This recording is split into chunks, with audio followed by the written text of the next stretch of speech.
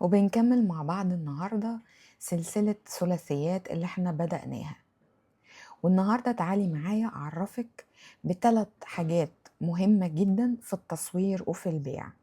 عايزة شغلك يبان، لازم في ثلاث أسرار في التصوير. في شغل التريكو بيجذب العملاء ليكي. أول حاجة فيهم إن الإضاءة تكون مناسبة للتصوير.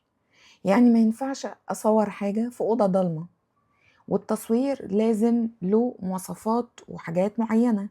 يعني مثلا ما ينفعش تصوري في إضاءة ضلمة، لازم شغلك يتشاف، فلازم الإضاءة تبقى واضحة. كمان لازم تنسقي الألوان.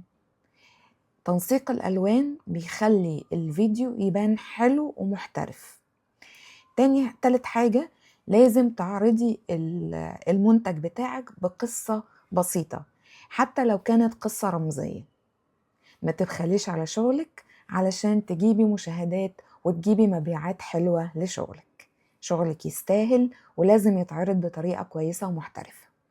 تابعيني في بقية السلسلة الثلاثيات علشان تعرفي أسرار وحاجات حلوة كتير هتفيدك في شغلك.